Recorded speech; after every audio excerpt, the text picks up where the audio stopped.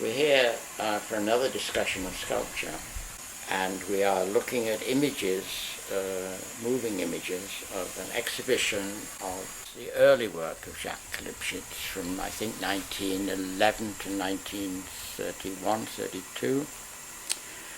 And I am here with Brandt Junceau, sculptor. Karen Wilkin, curator, critic. Jock, Ireland, sculptor. And behind the microphone and behind the camera is Bryt.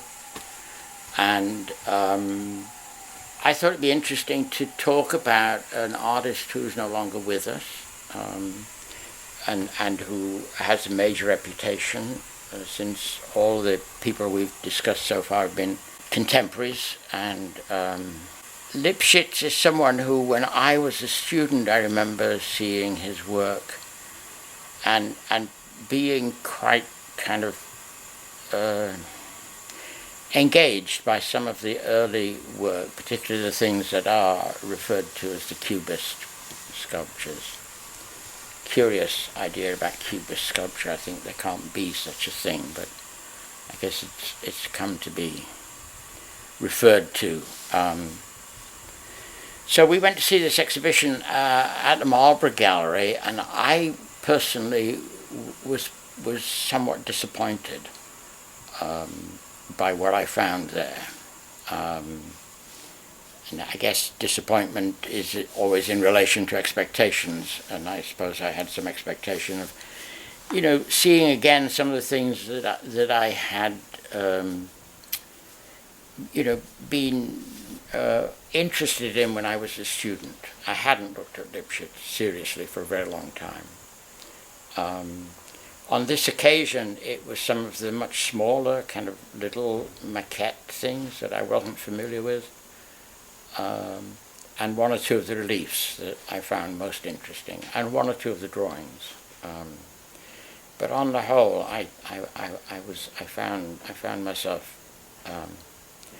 untouched and unmoved, I'm sorry to say. Anybody else have a similar reaction? Yes, but I think the key thing here is that it's an exhibition at a gallery that represents the estate. And many of the works that I've been most interested in are early works that are unique. And obviously, Marlborough is selling editioned works. They're selling what's in the estate, and that makes a difference in terms of what we were able to see. Yes, I wasn't paying attention in the gallery to, for the most part, to what was, or how many pieces were editioned and how many were in the edition, and whether some of these little things that I was enjoying were in an edition or not, or whether some of them were unique. Obviously, the one or two carvings would be unique. We looked at a very early work, this on screen now. It seems as if Lipchitz must have had a kind of quite thorough academic training, judging by that very early work. And then got caught up with what was happening in Paris at the time, and moved, it would seem, very rapidly towards a kind of abstraction, perhaps too rapidly. I got a kick out of the way that a lot of the Cubist works seem to have this funny bounce from old master bronzes, that they were dark and glossy and comparatively massive for the subject and the style. And it seemed that he was often working against the kind of character of bronze figures and groups on pedestals. And I guess I could say somewhat the same of the drawings, that they had a certain kind of kick out from old master drawings. They were old-fashioned media and smallish sizes. And I've seen a few very early constructed pieces with wood, that were much more delicate than this, and that one drawing in the show that seemed related to them. I don't know how many he made. I've only seen a couple, and obviously they're unique and they're in collections. Yeah, I guess when I go to see an exhibition like this, I'm kind of thinking a number of things. I guess I'm trying to kind of reevaluate my sense of an artist who's got some stature and some standing, and at the same time to kind of ask myself what touches me now when I look at this work. What seems to me to be still relevant to me now, and to what I'm doing. And I didn't find much in this exhibition, I'm afraid, that spoke to that. And I think the things that did kind of, were the small things that seemed to have a sense of touch. That little lump there that is a woman resting on her elbow. I was one of the things in the show that I found surprising and seemed to be very fresh. Could have been made at the studio school yesterday. And emotional too. Yeah. It was also one of the few that wasn't bilaterally symmetrical.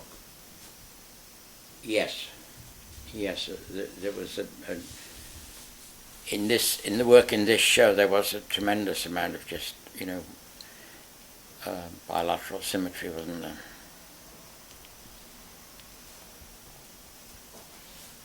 I might just jump in and say that I was thrilled by the show. And I remember my student days and trying to make sense of Lipchitz in the early 70s, trying to get him to fit into at least what my understanding of the sort of current sculpture was back then. And I couldn't really get hold of him then. I certainly couldn't get hold of sculpture as a whole 50 years ago. But I see him now and in this show as a kind of odd figure who doesn't fit into any kind of, trend or movement. Garth and I have talked before about ripe fruit, sculpture as ripe fruit, and Garth is a little impatient with that idea, old-fashioned or whatever, and it's exciting to me. And this show was full of sort of that, old-fashioned idea, the massive Brandt. You were talking about that, and well, that was thrilling to me, and to see how he played off of it, and but those massive, before he sort of went transparent or open, the massive Cubist freestanding figures, I really love those things. Chunky things. Yeah, right. Just kind of like chopped up fruit rather than Yeah, sure. fruit on the tree. Yeah, but they're, pushing out from the inside, full of vitality, not full of poetry. When he gets a little more open, then he gets a little more poetic, but he's not a poet. He's not, he's an animal, or a kind of rational animal. And the rational bit, he's uncomfortable with the rational business, but he's sort of overly rational at the same time. The reliefs that we're looking at now, I'm kind of disappointed in them, in that they seem too much sort of solutions to a problem. I see him arriving in Paris, looking at all of the great, in quotes, Cubist painting, being excited by it, but not completely understanding it, except as something that he can kind of exploit, or he can turn this into a sculptural kind of product, and he does it with a. But look at that and think of a Gris still life or a Brock, and Gris is a poet, Brock is a poet, but the virtue is that it's full of life. He really was excited as he was doing it, and it's a vitality that almost gets in the way of the poetry. There's. Yeah, well, you're quite convincing, Jock. I'm beginning to reevaluate my experience. The issue for me, and even in something like this, which I think was one of the most interesting pieces in the show for me, is that what should be an invigorating tension between the old master associations that Bryt pointed out and the Cubist forms seems to dull the articulation of the Cubist forms for me. They never really seem to be clearly articulated, or clearly enough articulated. A couple of the little ones where you had some separate pieces, where there was some air and there was some space between things, and then there's a one large sculpture where there is something opens up. Those were much more exciting to me because there was a play between the solid and the void that many of them get very airless. Yeah, I think I would be sympathetic with that sense. I rarely felt that the work was articulating the space around it, and when they were open, they didn't really engage with the space. They were sometimes linear things that were in space, but they didn't seem to have any tension between the lines to give you a kind of feeling that the space was felt, experienced. I think when there was very little space in the piece you were looking at and I looked at with you, there was just that one opening. There was some real tension there, some real feeling that space was important. That was the only one, as I recall, in which that happened. Has anyone heard of his sculpture, or any sculpture being described as 2.5 dimensions rather than 3 dimensions? That's an Alan Gauck-ism. But it came up, I pulled that from an essay that he wrote in the 80s, but it came up in a Brancaster chronicle, and Tony Smart was saying 2.5 dimensions, and he felt that everybody in the room understood what that meant, and I have no idea what it means. But I think, to some extent, it might have to do with the sense in which Lipchitz can't get space to work with his. That drawing, I think, was one of the few things where I felt a sense of humor.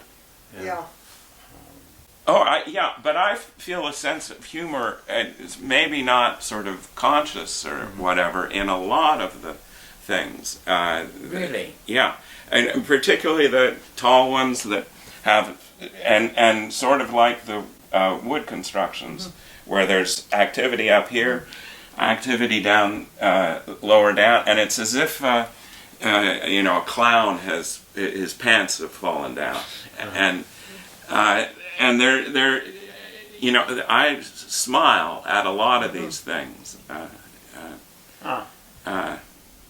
I did not find myself smiling too much, and missed what you're finding here. I missed it completely. I mean, I found myself feeling this man is taking himself much too seriously.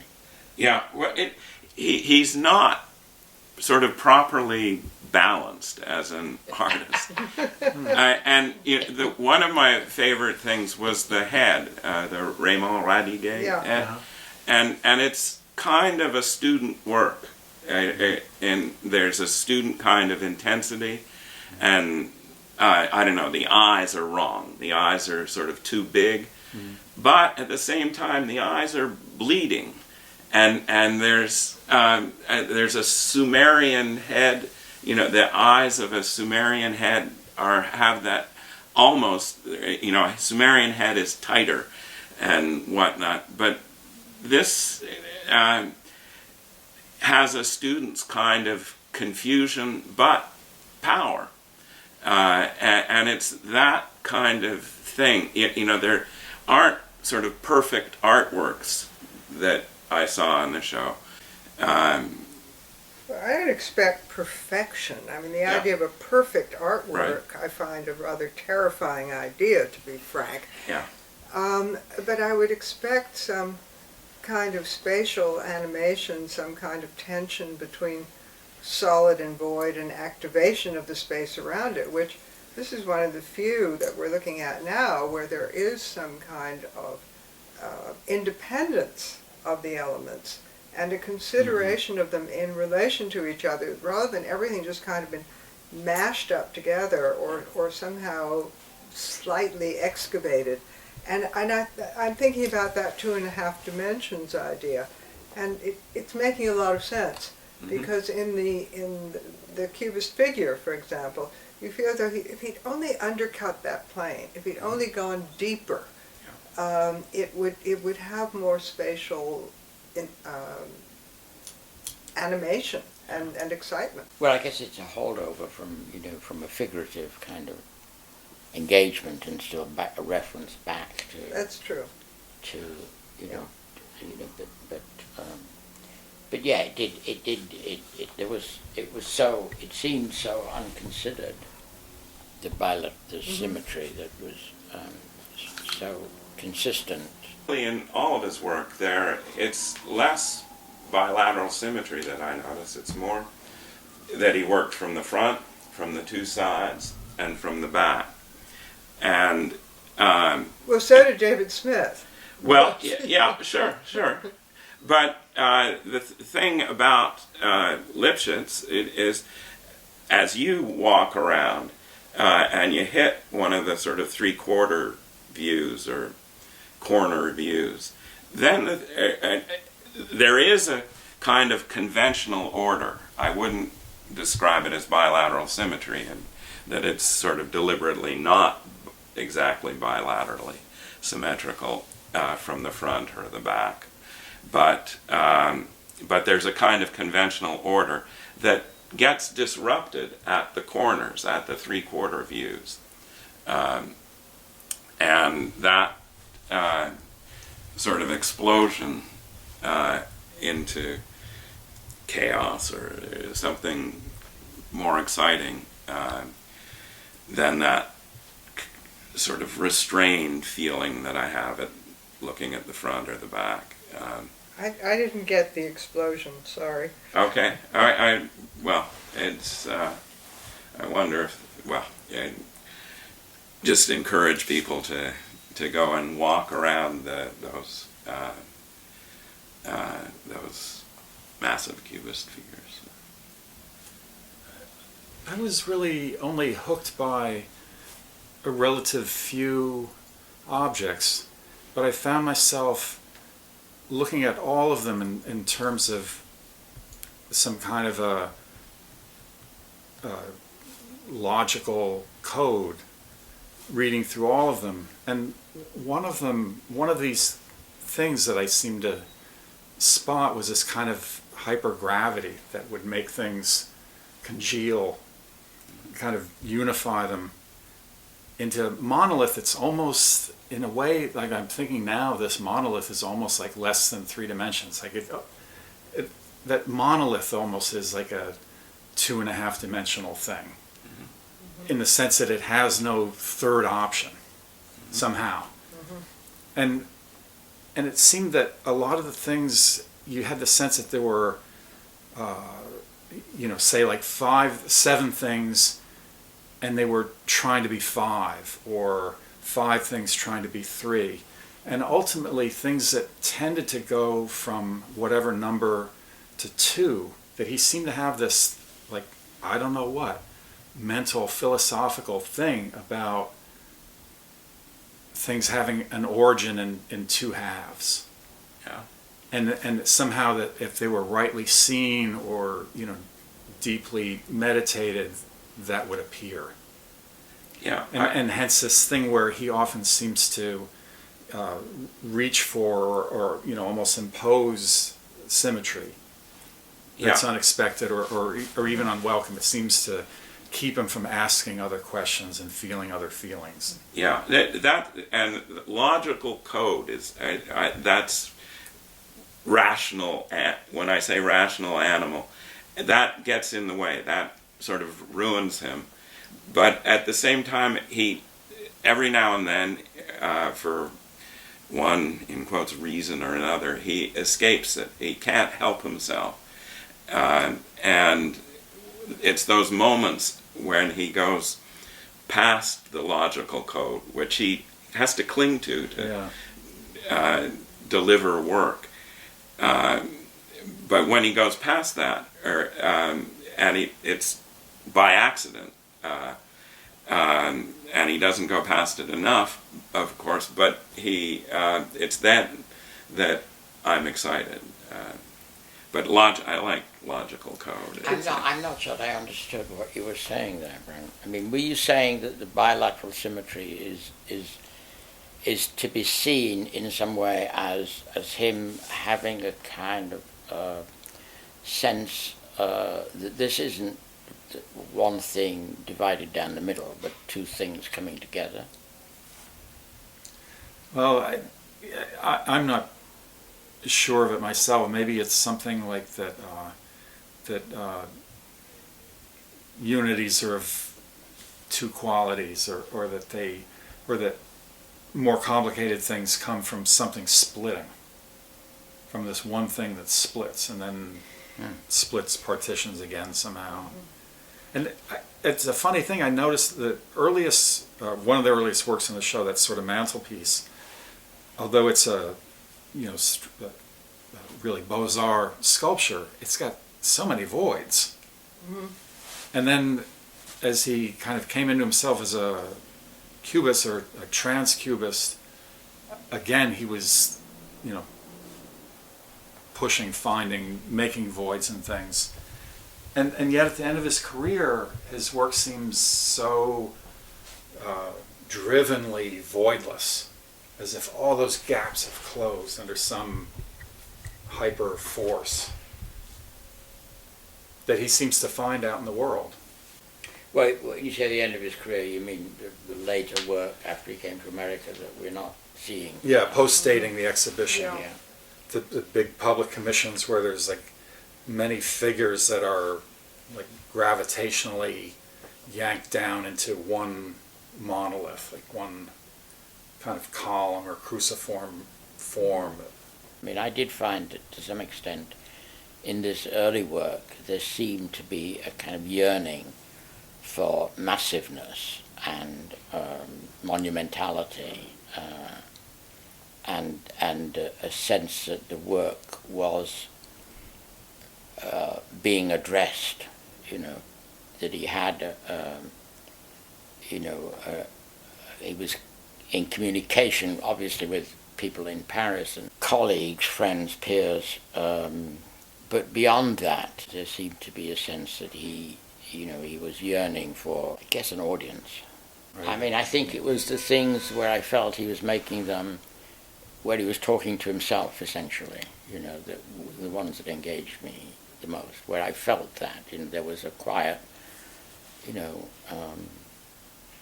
sense of his being playful and talking to himself rather than, addressing me. I started thinking about Hans Hofmann in relation to these. Oh, yes. Only because Hofmann, all his life, had a really heavy hand. And he could orchestrate surfaces and go from, thin washes to things troweled on or squeezed out of the tube. But, the color is always fully saturated. And the hand is very heavy, and it's just part of his personality.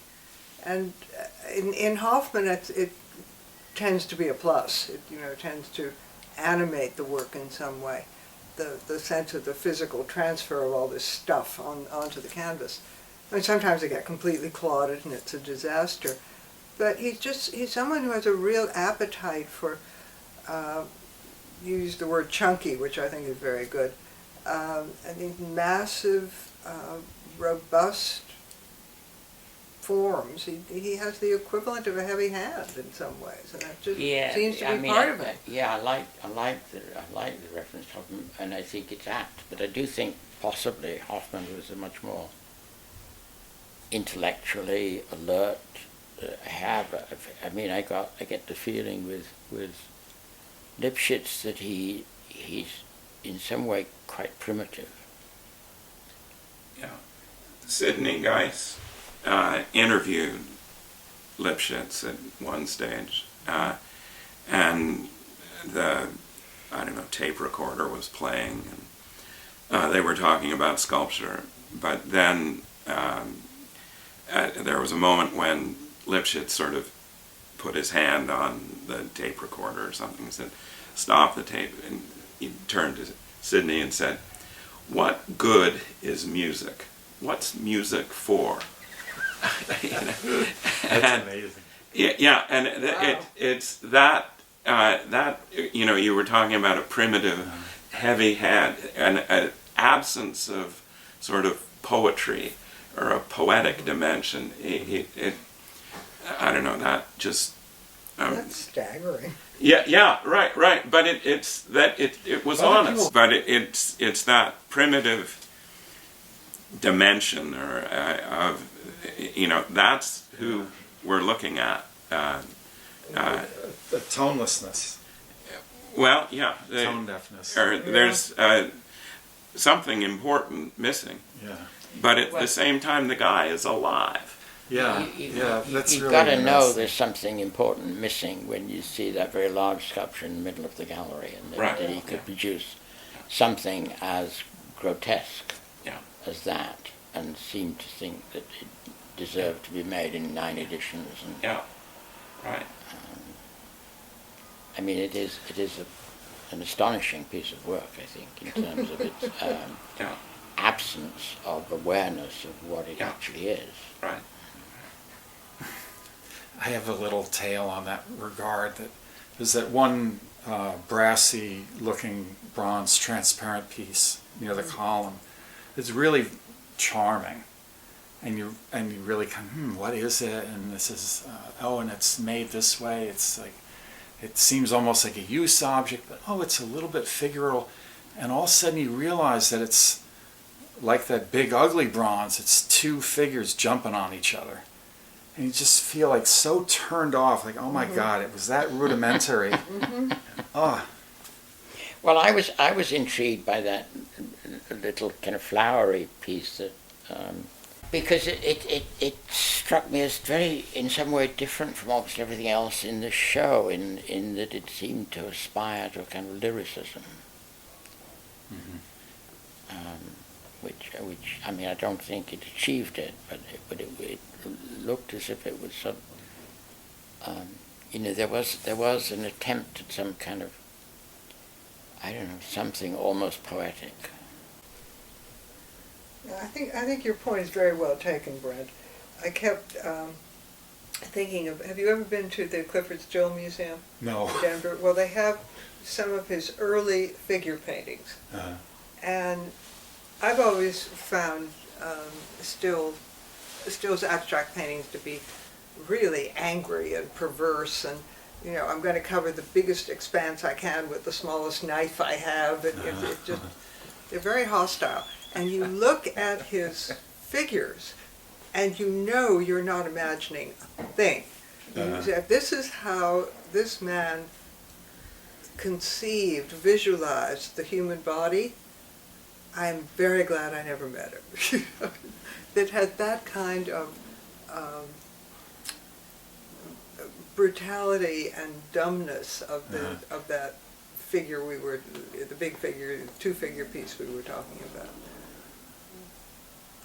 Yeah, but these are some of the qualities that I think Jock is warming to. I mean, the sense of a dumb brutality that is vital. It has a vitality. I'm not.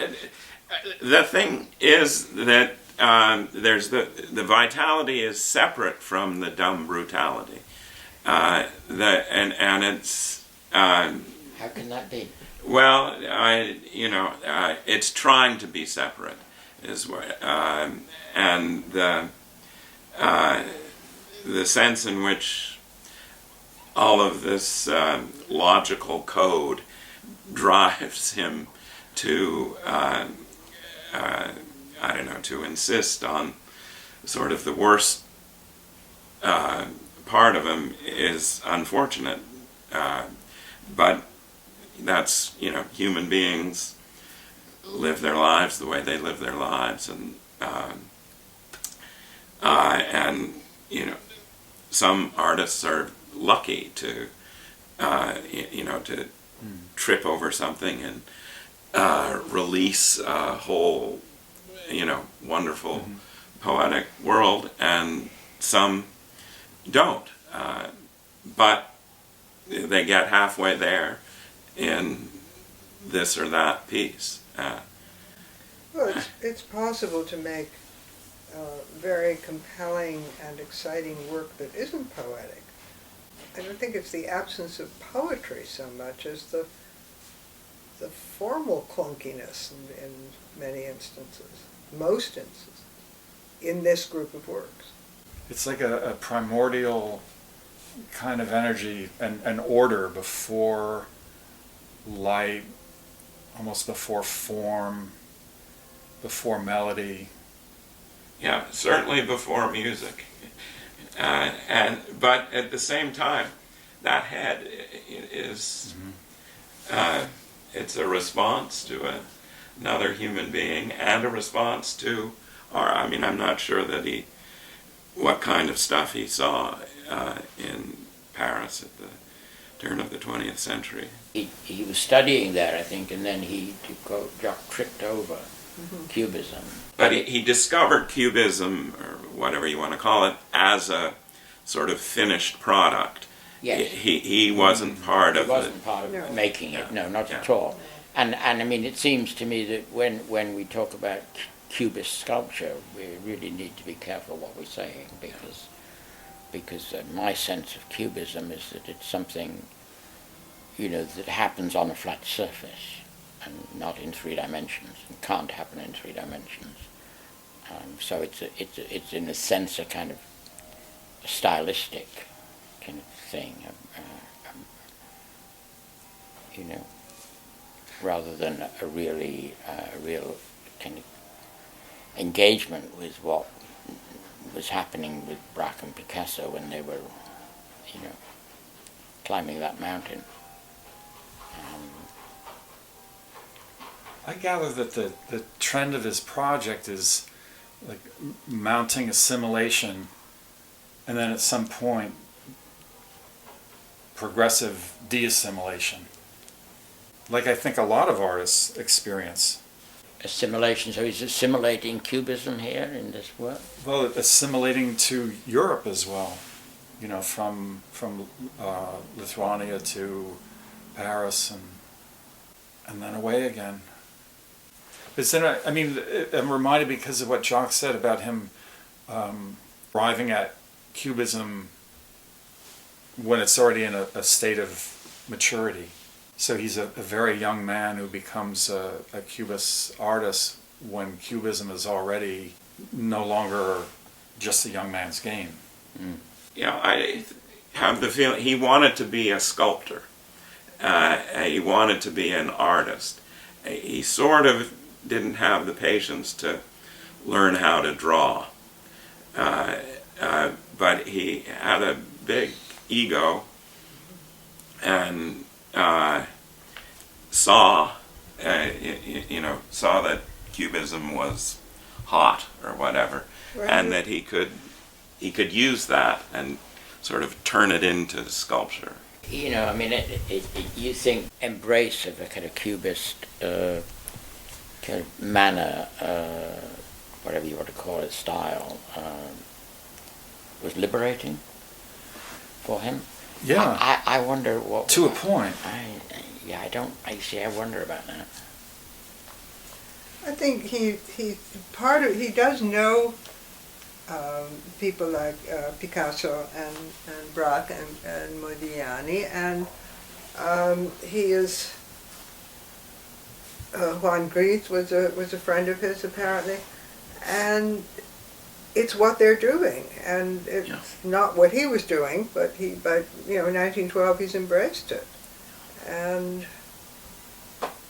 Does he really know what it's about? Does he really understand the fracturing of space? Or is it, as you've said, a look that he's assimilating? You know, it's funny, that trend of career thing, he comes to Paris so young, he's like 18, goes to Beaux-Arts, where they teach a kind of monument. I think by then it's, almost conventional, that's this kind of vertical pile. Mm-hmm. And by the end of his life, passing through Cubism, pushing holes into things, voids, rearranging things, pulling them apart, pushing back together, he's there again. That pile, that column of figures all in contact with each other that seem to surround a central core. And so, like, this question I asked myself many times, like, why Cubism? Yes, I think it's because the people he was around, yeah. and whom he probably admired. Mm-hmm. He was from Vilna, from Lithuania. Not exactly, an intellectual hotbed, according to my grandmother, who was also from there, but not exactly the center of the art world. And he arrives in Paris. He is he starts with a conventional training. As Julien, he's meeting people who are obviously more progressive, and he wants to be one of the in crowd. Right. Yeah. So it's almost fashionable in a way. Yeah. And Within his circle. Yes. And I wonder if in some way it got in his way rather than liberated him. I mean, since I feel it was something he didn't really understand the roots of, or it was a kind of style for him. It was a kind of just a new way of making forms. It got him to the chunk that much faster. Yeah. And justified a kind of,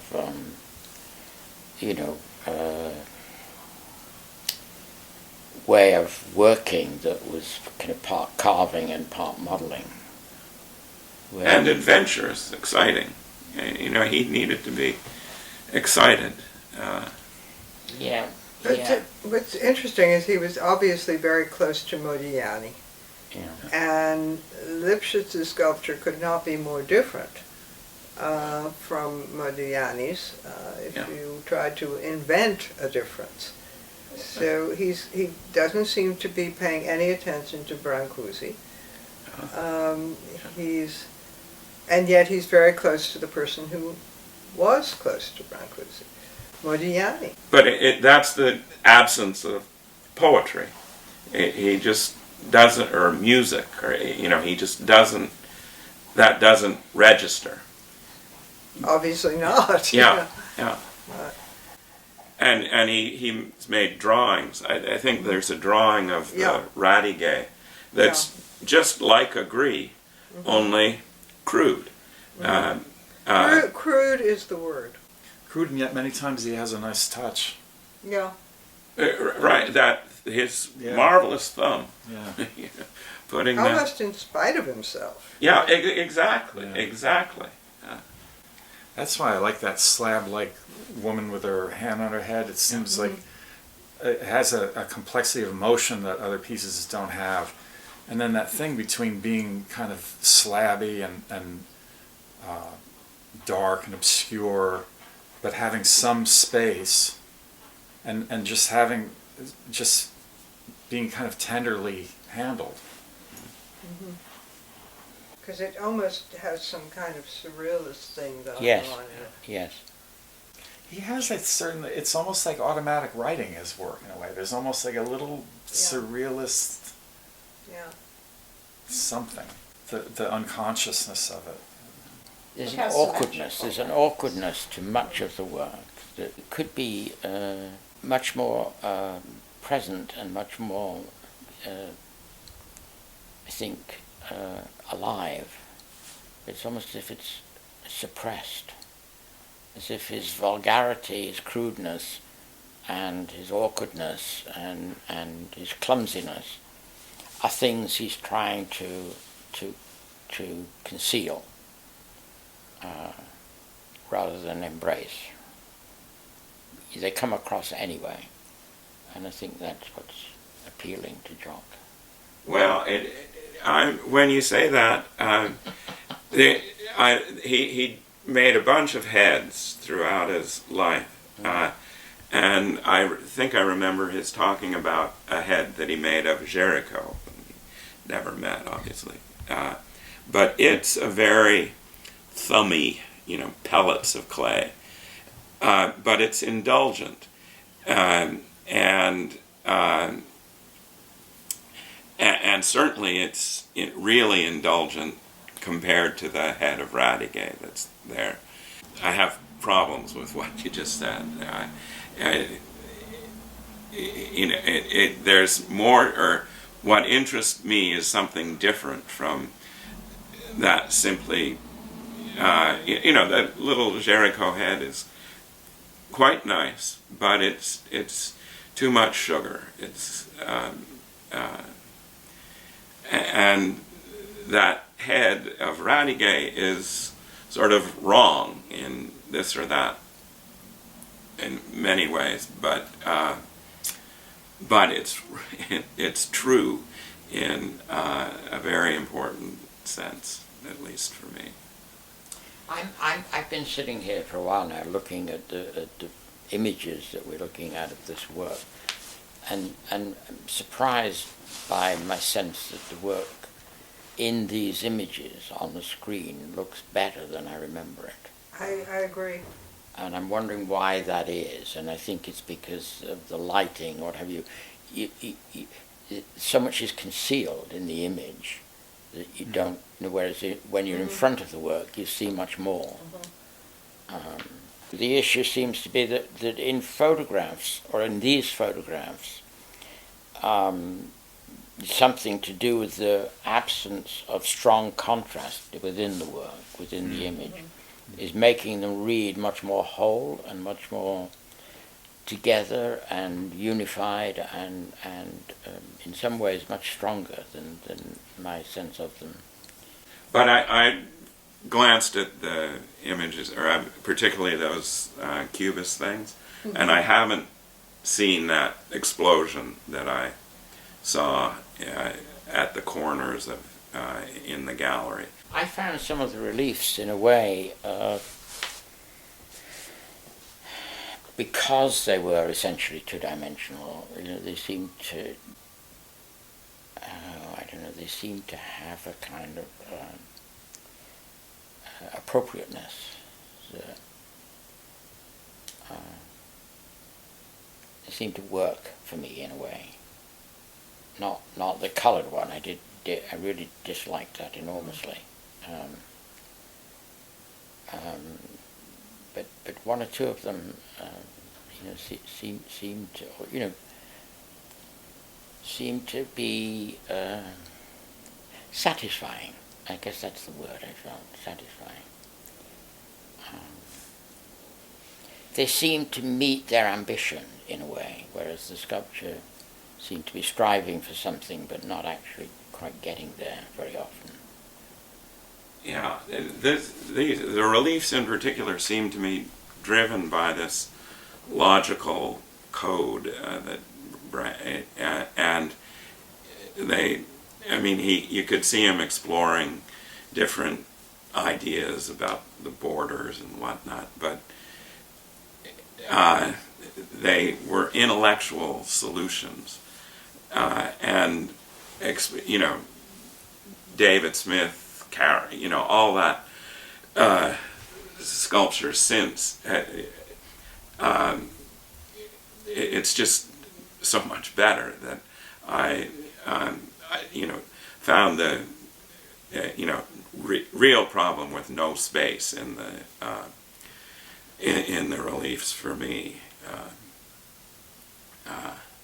Well, this show ending in 32, and Picasso and Gonzalez start constructing 27, 29. 29.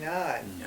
So he should have been aware of that by now, and it clearly was something that he didn't pay attention to or wasn't interested in. Yeah, well, I think his, you know, those transparencies, he was excited, and But they're so curvilinear. Yeah. You know, the analogy with automatic writing is interesting. But they're before. I think they're before. Well, Surrealist Manifesto is 24, so, but I don't know what the dates of those are. Yeah. I wasn't paying enough attention. Yeah. But I remember reading about his being excited about the technical problems associated with making those things. Mm-hmm. They had to make them in wax or something. And Which things are you speaking about specifically? the piece that you liked, you know, that open. Oh, the little flowery. Yeah. Yes. Right. Yes. But even those are sort of four-sided. Yeah. And he was doing something that was out of his control, or he didn't really know what he was doing, and that makes some of them interesting, but it also sort of that dead end that he keeps running into, he really runs into with the open pieces, it seems to me, and with the reliefs. Yeah. It's an interesting concept, isn't it? What's pictorial and what's not. And I mean, in a sense, very little in this show is pictorial. And, you know, No, quite the opposite. It's very... Yeah, absolutely. But they're almost But at the more same time- sculptural in the photograph. Yes. Yeah. Yeah. Yes. What I was about to say is, even though they're not pictorial in the usual way one thinks about it, the thing I'm feeling most let down by is the way the massive forms are put together. Well, when you just see a silhouette like that and you're reading into it, It it looks begins much better. Yeah. to be like, I'd really like to see that. You know, we're just talking Yeah. about what is a visual Uh-huh. and what's a physical presence, and the physical presence. I mean, Picasso is all about a visual presence. There's very little. Even his sculpture is not, really. It's all pictorial. He's an image maker. But the thing in the Maud is at a certain distance from these when she's and she goes back and forth. So you can see her getting up close now, but It looked better before. well, and in the gallery from a distance, or the distance. Absolutely, part of my experience was often seeing things in a distance, Yeah. hurrying over to them to get a better sense, and being profoundly disappointed by what I found. Yeah, it's simplistic when you, but it's kind of marvelous how that simplisticness can explode. They might have what Albert Speer called a high ruin value. Uh-huh. Okay. That they need some knocking around to really come into their own. Well, I'm glad we did that. I mean, I think it was worth trying to come to terms with an exhibition, and it may not be the best exhibition of the early work of Lipchitz that one could possibly mount. It is what we had, and I'm glad we looked at it and talked about it.